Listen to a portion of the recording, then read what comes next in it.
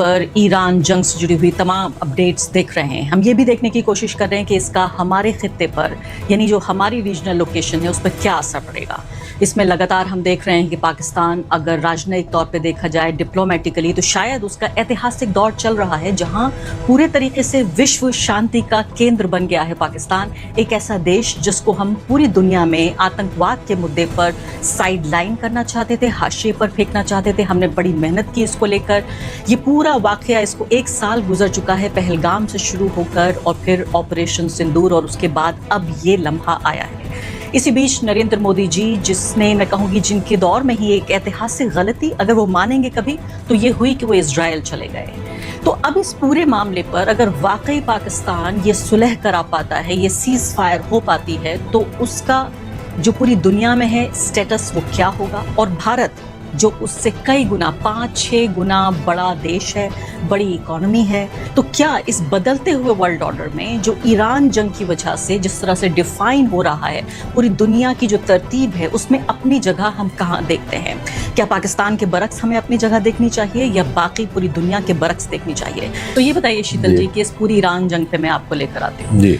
पिछले 50-60 दिनों में जो भी कुछ हुआ, इसका जो भी एक आखिर में रिजल्ट, तो देखिए, जो कितना भी लंबा हो, वो आखिर में तो शांति पे ही खत्म होता है। इस पूरे युद्ध को और युद्ध के कवरेज को भारत में टीवी, यूट्यूब के स्पेस में आप कैसे देख रहे हैं? देखिए, भारत में कोई भी बात हो, हमारा जो सामाजिक विमर्श लेड बाय हमारे मीडिया के जो हो गया है, वो मुसलमान और पाकिस्तान पर केंद्रित होता है।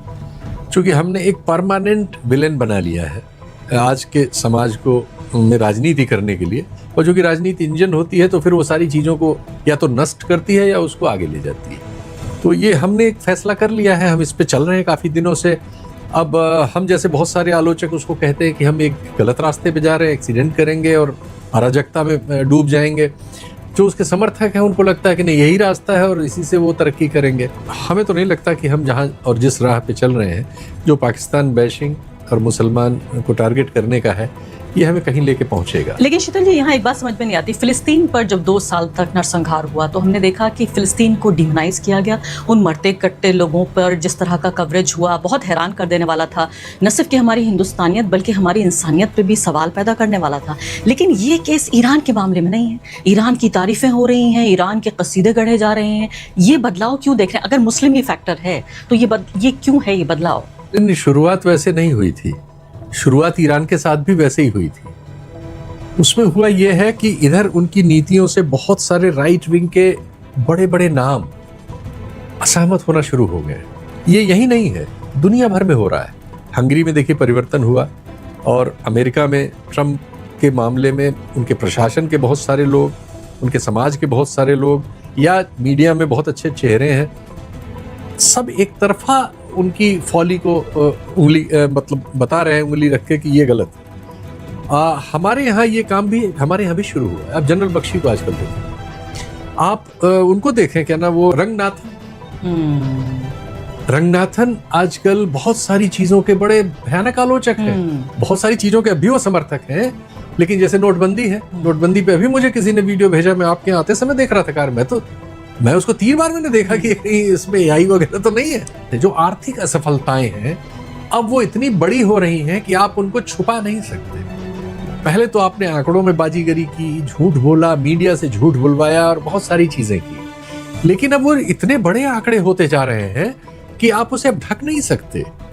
अब वो एकदम फट रहे हैं।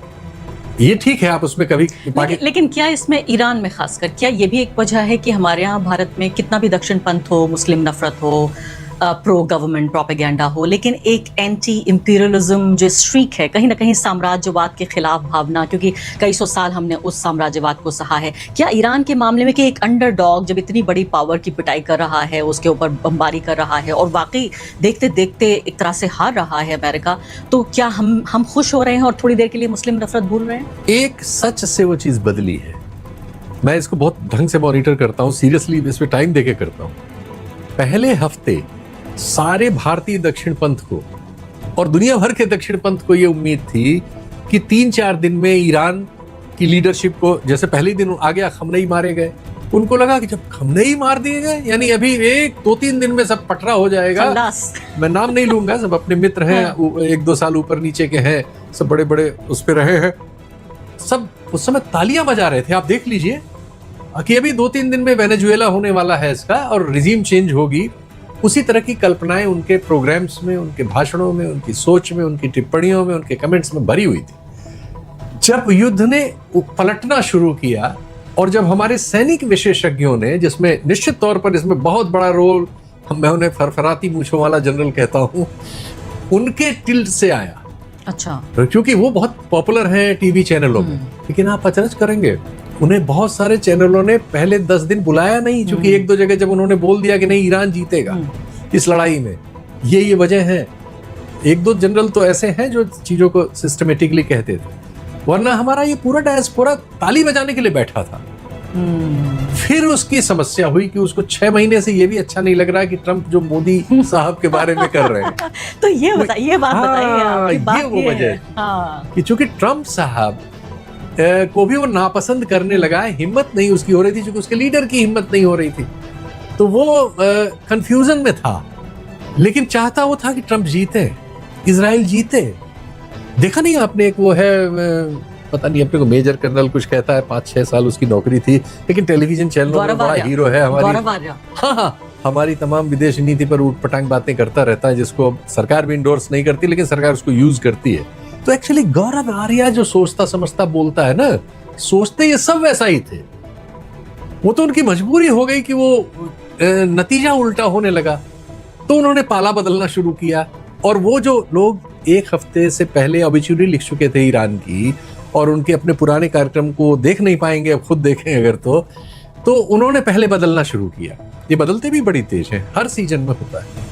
और फिर धीरे धीरे ये पूरा वो जो है अब ट्रंप के विरोध नहीं, में आ लेकिन गया। तो उनके देवता को बुरा कहा तो फिर उन्हें भी बुरा कहना पड़ेगा, और दुश्मन का दुश्मन दोस्त होता है, उस वो वाली बात हो गई। क्योंकि ट्रंप के दुश्मन ईरान और हमारे दुश्मन ट्रंप, तो फिर दुश्मन का दुश्मन दोस्त हो गया। लेकिन अभी भी इजराइल को बुरा नहीं कह रहा कोई। हाँ, ये बात भी मानने वाली, ये भी ध्यान से देखिए। राइट। हाँ, अभी इजराइल को नहीं कह रहे, ट्रंप से थोड़ा सा, क्योंकि इजराइल कोई मोदी जी को कुछ अभी कह नहीं रहा है, वो अपना उसके इश्यूज हैं। तो शीतल जी, अब मुझे बताइए, क्या आप हैरान नहीं हो? क्योंकि मैं तो अपने बारे में कहूंगी ईमानदारी से कि छोटा देश नहीं है ईरान, एक मंझला सा देश है, एक मिड साइज कंट्री है, और ईरान के बारे में तो कुछ पता ही नहीं चलता, क्योंकि उनकी मीडिया भी बहुत ज़्यादा आज़ाद नहीं है, दूसरे अंग्रेजी मीडिया नहीं है, हमें पढ़ने को नहीं मिलता, फारसी में लिखते हैं वहाँ पर लोग। मैं तो बहुत हैरान थी, मुझे लगता था 2-4-6 दिन ना सही तो हफ्ते 2 हफ्ते में बात निपट जाएगी। 2 महीने तक दुनिया की सुपर पावर के सामने ये मुल्क खड़ा हुआ है, और साथ साथ आप देखिए सब पे निशाना साध रहा है, पूरे गल्फ कंट्रीज में से एक पे निशाना साध रहा है। इजराइल को भी साध रहा है, गल्फ में सबको साध रहा है, अमेरिका पे निशाना साध रहा है, एक मुल्क। आप हैरान नहीं? हैरान नहीं, इसने तो निश्चित तौर पर, जो हम लोग तो बहुत छोटे स्तर पर इस काम को कर रहे हैं ना, कि इस दौर में हम लोग कोशिश कर रहे हैं कि जो हमें बुरा लग रहा है उसको बुरा कह रहे हैं, जो अच्छा लग रहा है उसको अच्छा कहते हैं, ज्यादातर बुरा हो रहा है तो ज्यादातर बुरा कह रहे हैं।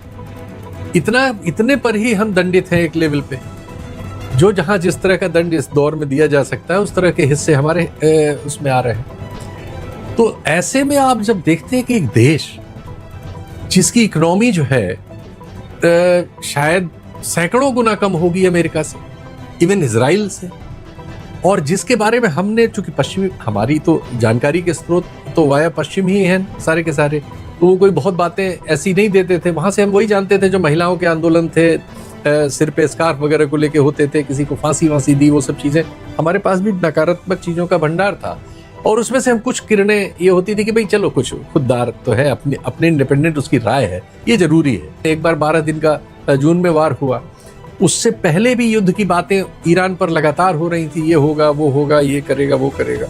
उस समय हमारे यहाँ एक ग्रुप है जिसमें एक पुराने रिटायर्ड आर्मी के सज्जन हैं, वो एक आर्मी की मैगजीन निकालते हैं, और उसमें गजाला वहाब काम करती है, फोर्स मैगजीन। तो वो फोर्स मैगजीन के जो वो सज्जन है, पुरुष जो है, प्रवीण साहनी, उनका ट्विटर अकाउंट और दूसरे अकाउंट्स हम लोग देखते थे, तो ये होता था धारा से विपरीत कुछ लिखते हैं। ऐसा क्यों बोल रहे हैं? नहीं, वो लिखते लॉजिकल लिखने की कोशिश करते थे, तो ये हम लोग विपरीत राय ढूंढते रहते हैं, सच ढूंढने के तलाश में, तो उनकी ओर भी जाते थे हम, लेकिन उनसे प्रभावित नहीं थे। फिर हमारे कार्यक्रमों में सत्य हिंदी में गजाला वहाब आती थी, तो उस युद्ध से पहले, 12 दिन की युद्ध से पहले एक कार्यक्रम में हम उतनी ही जानकारियों के साथ प्रस्तुत थे जितना मैंने आपको बताया, जो हमें पश्चिमी ढांचे से मिली, और कुछ जो हमने अपने हिसाब से ईरान के बारे में समझी। लेकिन उन्होंने कुछ ऐसी चीजें बताई जो हमें नहीं पता थी। इसने हमारी उत्कंठा उस पक्ष में बढ़ाई कि हम ईरान को जानने की कोशिश करें एग्जैक्टली, और पर्टिकुलरली ये सैनिक जो ताकत वगैरह में है, उनकी जो तैयारियां हैं, उनका जो समाज है, वो सब डाटा आने लगे कि उनके यहाँ पढ़े लिखे लोग कितने हैं और उनके यहाँ महिलाओं की भागीदारी कितनी है समाज की, वर्किंग पॉपुलेशन, और अन्य इतने दिन से वो बेचारा ये कठिनाई झेल रहा है सैंक्शन की, और सर्वाइव भी कैसे कर रहा है। ये सब चीजें धीरे धीरे उसकी ओर आकर्षित उन्होंने करना शुरू किया, और बाद में फैक्ट्स आने लगे तो पता लगा कि हम लोगों ने गजाला वहाब वगैरह को ज्यादा सुनना शुरू किया, और फिर उनके प्रवीण साहनी को भी वो हमारे यहाँ इंटरव्यू वगैरह देने आए, तो हम सब लोगों ने उसको बड़े ध्यान से सुना। तो उन्होंने अपने तथ्यों से हम लोगों को अपनी ओर आकर्षित करने में सफलता पाई, और बाद में हमने देखा कि अब उसकी ओर एक चाल चल पड़ी है। और एविडेंस, यानी पहले उन्होंने बात Yes. कही और उसके बाद हमें एविडेंस मिल रहा है। Yes. मुझे लगता था जब मैं उनसे पिछली वॉर के टाइम पे भी मैं उनसे बात करती थी, प्रवीण साहनी से, और इस दौर में बात की कि कोई दीवाना है ये, इसका क्या, इनका एक अलग ही पॉइंट ऑफ व्यू है। उनसे बड़े मुश्किल सवाल भी मैं पूछती थी कि आप ऐसा क्यों कह रहे हैं, लेकिन मैं हैरान हुई ये कहते हुए कि मैं बिल्कुल गलत थी और पश्चिमी दुनिया, वेस्टर्न मीडिया से पूरी तरह प्रभावित थी। उनके सोर्सेज पूरे आप authentic बिल्कुल थे। मेरी बात जो है एग्जैक्टली वही बात आप भी कह रही हैं। ये तो देखिए, हम लोग पढ़ते तो हैं इसको, लेकिन हम चाहे या न चाहे, हमको शिकार तो इंफॉर्मेशन के सोर्स करते हैं, वो जहां से होते हैं। हमें कई बार लगता है हमारी राय हो, हमारी तो कहाँ होती है। तो आप ये कह रहे हैं कि ये खबरें हमारी परवरिश कर रही हैं कि ईरान को हम कैसे देखेंगे। जैसे Exactly, ईरान को हम ईरान को देखेंगे हम कैसे कि भाई वहाँ देखेंगे? मुल्ला राज है, महिलाओं पर अत्याचार होता है, ह्यूमन राइट्स वायलेशन होता है, माइनॉरिटीज को सप्रेस किया जाता है, और वहाँ लोकतंत्र नहीं है। इन 5 चीजों इतना पर ही आधारित- नहीं, फिलिस्तीन में बच्चों के मारे जाने पे हमें कोई प्रतिक्रिया नहीं होती। हम बच्चों को हमने मुस्लिम और नॉन मुस्लिम में बांट के सोचना या वो सब शुरू कर दिया है। तो हमारी जो प्रतिक्रियाएं हैं वो नॉर्मल नहीं है, वो ह्यूमन है ही नहीं। वो या तो नफरत से भरी हुई है या झूठी सूचनाओं से भरी हुई है। अब मैं आ जाती हूँ जो चेंजिंग वर्ल्ड ऑर्डर है उसमें पाकिस्तान क्या कर रहा है, भारत क्या कर रहा है, और इस बदलती हुई दुनिया में, और इतनी तेजी से बदलती दुनिया में जो दशकों में, सालों में नहीं, हफ्तों में बदल रही है शीतल जी, और ये सबको सरप्राइज कर रही है। और फिर से मैं सलाम करना चाहती हूँ प्रवीण साहनी जी को। जब वो ये बातें कह रहे थे मुझे लगता था कि ये दीवाना कोई बरगला रहा है, क्या बोल रहा है, और उसी दीवाने की बात एक एक सच हो रही है। तो सबसे पहले तो मुझे बताइए कि क्या आप ये बदलता हुआ वर्ल्ड ऑर्डर देख रहे हैं, जहां एक ऐसा देश जो 50 साल से सैंक्शंस के तले दबा हुआ है, जिसका ग्लोबल इकोनॉमी से पूरा डिस्कनेक्ट है, एक ऐसा देश दुनिया की सबसे बड़ी पावर को न सिर्फ के चैलेंज करता है, बल्कि मुझे कहते में बिल्कुल झिझक नहीं हो रही है कि उसको हरा दिया है, डिफीट कर दिया है। आप बदलते हुए देख रहे हैं वर्ल्ड ऑर्डर? नहीं, एक्चुअली ऑर्डर बदल रहा था, हमने उसको स्वीकार करना ईरान की वजह से शुरू किया है। अच्छा, ये श्रेय उसको है। एक जमाने में ये जो G7 के देश हैं, ये जमाना बहुत पुराना नहीं है, 15 साल पहले की बात है। G7 के देश दुनिया में 42% व्यापार पर नियंत्रण इनका था। आज 40% पे ब्रिक्स का नियंत्रण है, और G7 28 पे ऑलरेडी आ चुके हैं। तो ईरान हमें इन आंकड़ों की तरफ, इन सूचनाओं की तरफ ले जा रहा है जो हमने इसके पहले उस तरह से नहीं देखी। तो मुझे बताइए, तो फिर इस चेंजिंग वर्ल्ड ऑर्डर में अमेरिका सुपर पावर बना रहेगा? नहीं, सुपर पावर अब कहां है अमेरिका? मैं आपको आंकड़ा बता तो रहा हूं, अमेरिका नहीं, G7 ग्रुप सुपर पावर नहीं है। 28% पे आ चुका है, और ब्रिक्स, उतने ही देश तो ब्रिक्स में है।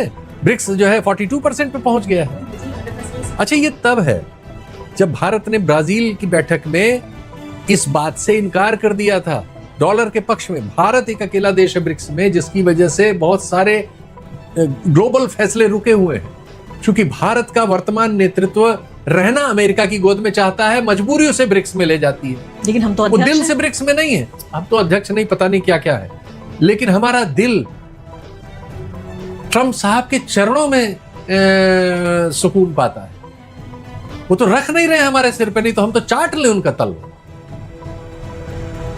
सच्चाई है, बहुत शर्मनाक है, लेकिन ये सच्चाई है। दुख हो रहा है आप जो कह रहे हैं। शर्मिंदगी होती है, क्योंकि ये फैक्ट्स हम लोग, हमारे समाज के बहुत बड़े हिस्से मोदी तक। जी की बात नहीं है, ये 1.5 करोड़ हिंदुस्तानियों की बात है। हाँ, 1.5 150 1.5 अरब 150 करोड़ 1.5 अरब वही, हाँ, हिंदुस्तानियों की 150 बात। करोड़ हिंदुस्तानियों की बात है, जिसमें से अधिकांश को ये सच पता नहीं। क्योंकि हमारी डिग्निटी मिली हुई है इसमें, सिर्फ एक नेता की बात नहीं है। जब हमने इस पूरे दौरान ये भी तो हुआ ना, जो राइट विंग के सारे लोग जो वो हैं कि आप इतना बड़ा कांड किया उन्होंने एक देश पर, एक सार्वभौम देश पर। पहले उन्होंने वेनेजुएला के साथ किया, वो गलत था। वो कहने वाले स्वर सारी दुनिया में हम समझ सकते हैं कि बहुत सारे देश बहुत कमजोर हैं। हमारे यहाँ के 27-28 देश तो ऐसे हैं जिनमें सरकार नाम की चीज पूरी तरह से सरकार भी नहीं है। लेकिन इसके बाद 130-35 देश दुनिया में हैं, 40 देश हैं जिनमें थोड़ा बहुत ढांचा है, सरकारें हैं, कायदा कानून है और वो एक चाल पे चलते हैं। उनमें से अधिकांश आश्रित हैं और उनको इसीलिए अमेरिका वगैरह अपने पसंद में बुला लेते हैं और कहलवा लेते हैं यूएन में। लेकिन फिर भी 50 देश ऐसे हैं जो अपनी बात अपने मन की राय से कह सकते हैं दुनिया में, और स्क्वीज कर ले तो 30 देश तो कम से कम ऐसे हैं।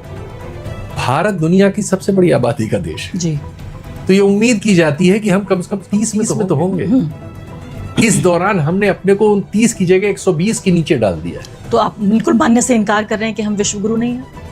अरे हम क्या करेंगे, मुरली मनोहर जोशी जी के मान रहे हैं, मेरी क्या औकात है?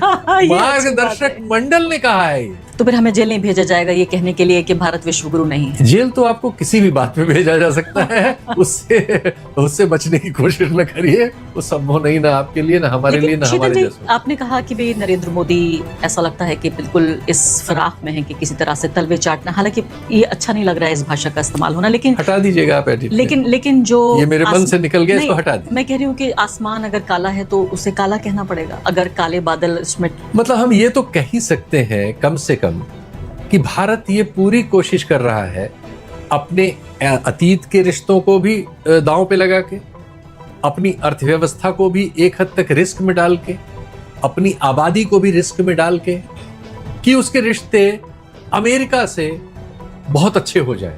अब ये बताइए, पाकिस्तान मैंने कहा कि विश्व शांति का केंद्र बन गया है।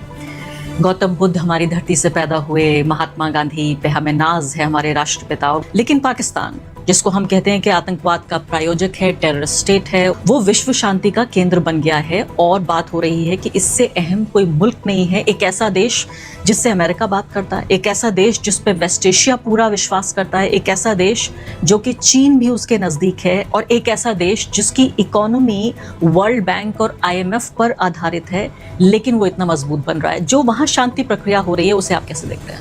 देखिए, मौके मिलने की बात होती है। पाकिस्तान को ये मौका मिला, उसने अपने को साबित कर लिया। मौका हमारे पास भी था, लेकिन हमने वो साबित नहीं किया। जब ब्रिक्स में हम गए, ये दुनिया, बदलती दुनिया को देखने समझने का मौका था। ब्रिक्स के जरिए आज हम ब्रिक्स में होते, भारत उस तरह से होता जैसे ब्रिक्स में होना चाहिए। और आज अगर ब्राजील के समय हमने वो जो पैरेलल करेंसी की बात हो रही थी, डॉलर के अगेंस्ट, वो फैसला होने दिया होता, अगर एक पलड़े पर आज भी रूस, चीन और भारत खड़े हो जाएं, इस तरह के मामलों में, आर्थिक मामलों में एक विचार कर लें, सामरिक मामलों में एक विचार कर लें, कल ये लोग ईरान की जंग को रोक सकते हैं। ये तीन अगर एक लाइन में हो, आज 2/3 दुनिया उस लाइन पे आ जाएगी। सिर्फ इस फैक्ट को भारत ने रोक रखा है। ये मैं बहुत जिम्मेदारी से कह रहा हूं, ये चीज सिर्फ और सिर्फ भारत ने रोक रखी है, और मैंने नहीं। कि ब्राजीलियन कई प्रोफेसर्स और एक जमाने में उनके सीनियर लीडर कह चुके हैं कि ब्रिक्स में, वो तो ये कह चुके हैं कि ब्रिक्स में भारत जो है US का स्पाई है। यस, हमारी ये इमेज है। आप सोचिए जरा कि चीन, भारत और रूस इसको ये फैसला मतलब, और इनके साथ जो सारे हैं वो तो छोड़ ही दीजिए, सामरिक तौर पर सोचिए। और इससे क्या, पाकिस्तान तो ऑलरेडी चीन का सारा इन्वेस्टमेंट है पाकिस्तान में। चीन से बड़ा, आज ईरान में चीन से बड़ा लीवरेज कोई है? पाकिस्तान को ईरान को राजी करने में चीन के पास जाना पड़ा। उसने कहा गारंटीज हमें चीन से चाहिए, तो पाकिस्तानी चीन गए। बातचीत कहीं भी हो सकती है, इस्लामाबाद अरे में हो, बात तो ठीक है, पाकिस्तान उस चीज को यूज कर रहा है, करना चाहिए, उसको मौका मिला है। आपको मालूम है, कराची में पिछले 1 महीने में इतना बिजनेस हुआ है, पोर्ट का बिजनेस, जो उनका पूरे साल का होता है। पूरे साल में कराची में जितनी माल ढुलाई होती है, जितना माल उतरता है, भाई भारत से रिश्ता बचा नहीं है। गल्फ में सब जगह गोली चल रही है। ये जो चोरी वोरी का तेल वेल जाना कहीं हो सकता है, तो ग्वादर और कराची, और एक और तीसरा उनके पास 3 पोर्ट हैं उधर, तीनों बिजी हैं इस समय। तो पोर्ट पे बिजनेस हो रहा है, दूसरे अमेरिका से पैसा मिल रहा है, सऊदी IMF, अरब से वर्ल्ड मिल बैंक से, रहा सऊदी है, अरब से कतर मिली, देना चाह रहा और है, हथियार बेच रहा दुबई है। के अलावा, हाँ। दुबई चूंकि इजराइल वाले नेक्सस में आ गया था और इसीलिए हमारे साथ वो था, और जो पीटा जा रहा है इसकी वजह से और नुकसान में जाएगा, तो वैसे ही जैसे उसने ब्लाइंड खेला है वैसे ही ब्लाइंड हमने खेला। और मिलिट्री सर्विसेज बेच रहा है पूरी दुनिया को, वेस्ट एशिया को, क्योंकि अब अमेरिका के जो वहां पर यानी बेसिस थे पूरे वेस्ट एशिया में, जिससे वेस्ट एशिया फील करता था, कतर, सऊदी अरब, यूएई कि हम सेफ हैं, अब ये तो हटाए जाएंगे यहाँ से। ये मिलिट्री बेसिस पहले ही खत्म हो चुके हैं, तो फिर अब पाकिस्तान अपनी मिलिट्री सर्विसेज जैसे कोई प्रोडक्ट बेचता है, ऐसे अपने फौजी जहाज और चीजों को बेच रहा है। वो सऊदी अरब को ऑलमोस्ट फौज ही बेच रहा है, हाँ, किराया दे रहा है, किराए पे फौज दे रहा है। इन सबको किराए पे फौज की जरूरत होगी, वो पाकिस्तान के पास है। तो हमारी कीमत पे हो रहा है ये। नहीं, हमारी कीमत नहीं, हमारी कोई कीमत कहाँ है, हमारी किस चीज की कीमत है? ये तो सब लोगों ने इस युद्ध में देख लिया ना कि हमारे पास कोई लेवरेज नहीं। इस दुनिया को किसी भी चीज पर हम डिस्टर्ब नहीं कर सकते कि लोग हमारी तरफ आए। हम डिस्टर्ब हो गए हैं बुरी तरह से, वो हमारे रोज वीडियो भरे हुए हैं, देख लीजिए, हर जगह से मजदूर, मंडी से मजदूर निकल रहा है गाली देते हुए, सिर पीटते हुए, भूखे पेट, जिसकी कोई खबर हमारे खबर नबीसों को नहीं है, न करना चाहता। एक और हमारा देश बंगाल में गुजरात से वोटर भेजने के लिए ट्रेन अरेंज कर रहा है, और दूसरी ओर मजदूर वहां उनके यहाँ खटके जो उनकी इकोनॉमी को बूम करता है, वो बेचारा खाने बिना, गैस के बिना लौटना चाह रहा है घर, तो उसके लिए 1-2 ट्रेन में हजारों लोग हैं, वहां लाठी चार्ज हो रहा है और डिब्बों में वो काकरोच की तरह भरे जा रहे हैं। जो सबसे बड़ा गुनाह था क्या वो ये था कि 2 महीने पहले नरेंद्र मोदी जी जब इजराइल गए और इजराइल जाके उन्होंने कहा कि मैं आपके लिए 150 करोड़ लोगों का आशीर्वाद लाया हूँ, उनका सलाम लाया हूँ, आप तो फादरलैंड हैं, मैं मदरलैंड हूँ, और सबसे करीबी मैं दोस्त हूँ आपका इजराइल का।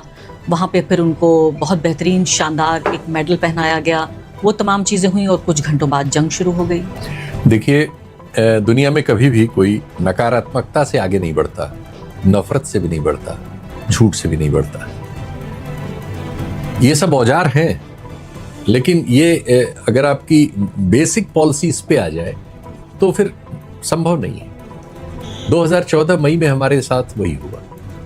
हमें एक झूठ के बहुत बड़े प्रचार ने इस देश के जनमानस को मूर्ख बनाया कि अच्छे दिन आने वाले हैं, पुराने दिन बुरे थे, पुराने लोग बुरे थे, पुरानी लीडरशिप बुरी थी, पुरानी हर चीज बुरी थी, अच्छे हम हैं, हम अच्छे दिन लाएंगे। और ऐसा कह के लोग आ गए।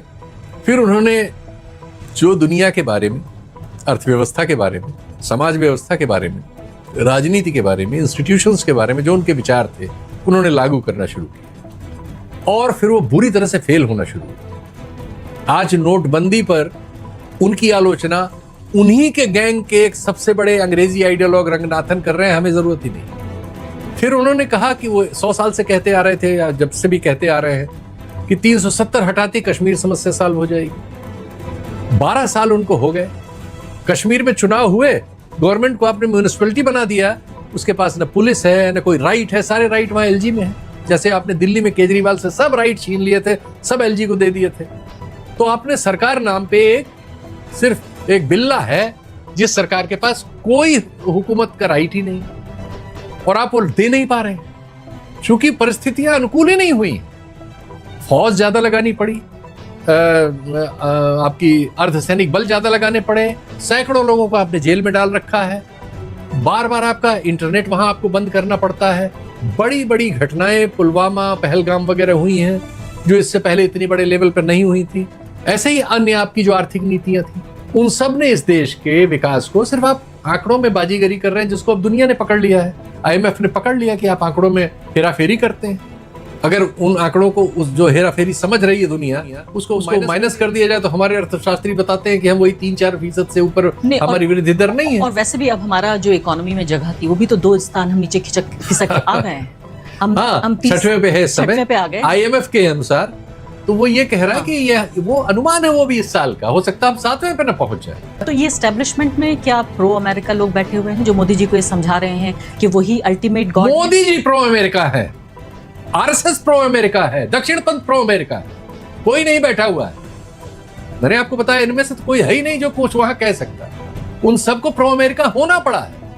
भले ही ट्रंप का भी लेटेस्ट आ गया है कि उन्होंने भारत को नरक कहा है, उन्होंने नहीं, उनके एक विद्वान ने कहा है, ट्रंप ने उसको रिट्वीट किया नहीं, और उनके विद्वान यहाँ आके कह गए कि जैसे चीन बड़ी हाँ, हम उस तरह से इंडिया को विकसित नहीं होने देंगे, नहीं करने देंगे। और इस पूरे देश में लोगों को शर्म नहीं है, चैनल चलाते हैं, ये पत्रकार हैं, इन शर्मनाक लोगों ने उस पर कोई बहस नहीं चलाई शाम की इसकी उसकी, कि सरकार को खड़ा करते कि जवाब दो, ये क्या कह के गया हमारे मुंह पे, और अगर ऐसा है तो हमें अमेरिका के साथ रिश्ता रखना चाहिए। कोई हम सार्वभौम लोग हैं कि नहीं, हम आजाद हुए कि नहीं। तो सच्चाई ये है कि जो आजादी इनके द्वारा नहीं, इस देश के बहुत ही बड़े लोगों के द्वारा अपनी जान दे के, तमाम तरह की कुर्बानियां दे के, अपने घर गिरवा के, अपनी नौकरियां खो के, अपना धन खो के, कठिनाइयों में डाल के, जेलों में रह के, लगातार आंदोलन चला के हमारे लोगों ने हासिल की थी। सच्चाई यह है कि हमने उसे एक हद तक सरेंडर कर रखा है। शीतल जी, अब आखिर में 2-3 सवाल आपसे पूछना चाहती हूँ। एक सवाल तो ये है कि पाकिस्तान से जुड़ा हुआ जो सवाल रह गया पूछने से, वो ये था कि आप कह रहे हैं हमारी कीमत पे नहीं हो रहा है पाकिस्तान के लिए। ये भी कल मैं एक इंटरव्यू देख रही थी कि भाई पाकिस्तान तो जो कह रहा है अमेरिका वो कर रहा है, या जो चीन कह रहा है वो कर रहा है, एक तरह का डिलीवरी कर रहा है। एक चीज जरा से कह दो इसमें, दुर्भाग्य से पाकिस्तान में भी और भारत में भी, दोनों जगह चूंकि हम एक ही लोग थे, घर का बंटवारा है, 47 से पहले हम एक देश थे, अंग्रेजों का बनाया हुआ देश था, हमारा बनाया हुआ नहीं था, लेकिन था, एक ही देश था। जैसे सहोदरों में झगड़े होते हैं ना जायदाद के, और एक दूसरे के लिए कत्ल करते घूमते हैं, हमारा मामला ये है। और दुर्भाग्य से उनके यहां भी और हमारे यहां भी हम लोग एक दूसरे के सेंट्रिक हैं, चूंकि हैं तो हम एक ही मिट्टी के, एक ही तरह के, एक ही उसके, वो अरबी बनना चाहते हैं जो वो है नहीं। उनके यहाँ बहुत सारे लोग इस तरह की बात करते हैं जो करनी चाहिए। हमारे यहाँ इस समय ये वक्त नहीं कि हम बात कर सकें। हम पाकिस्तान पे अगर कोई बात करेंगे तो हमें देशद्रोही पता नहीं क्या लाद दिया जाएगा। अभी हमारे यहाँ, उनके यहाँ जो वक्त गुजर चुका है, हमने उस वक्त पे कदम रख दिए। वो गुजर के बर्बाद होके कोशिश कर रहे हैं कि उस बर्बादी से वापस निकले, नहीं, और वहाँ और हम बर्बाद होने के रास्ते पे चल रहे हैं। वहाँ तो बड़ा कल्चरल चेंज आ रहा है। लोग अपने कल्चरल में कहूँगी मीम्स बना रहे हैं, रील्स बना रहे हैं कि देखिए अब पाकिस्तानी पासपोर्ट की इतनी अहमियत हो गई। मतलब एक तरह से जो एक नुकसान उनके इमेज का पूरी दुनिया में था, कहीं ना कहीं वो इस लम्हे का इस्तेमाल करके उसे इम्प्रूव करना पता लग गया कि उनकी गलती क्या थी। बिल्कुल, हमारे साथ ये है कि हम उसको शूरवीरता समझ रहे हैं। लेकिन मैं ये कह रही हूँ कि हम जो उनको अलग थलग करना चाहते थे, और भारत और पाकिस्तान का रिश्ता, ये ग्लोबल साउथ में भी जब आप ये कह रहे हैं कि पूरा पावर सेंटर शिफ्ट हो रहा है, ऐसे में अगर भारत और पाकिस्तान के बीच यही तनाव चलता रहा, यही अलग थलग करने की कोशिश, दुनिया का दूसरा सबसे बड़ा पावर हाउस जो आने वाले 10 सालों में नंबर 1 होने वाला है, उसका नाम है चीन।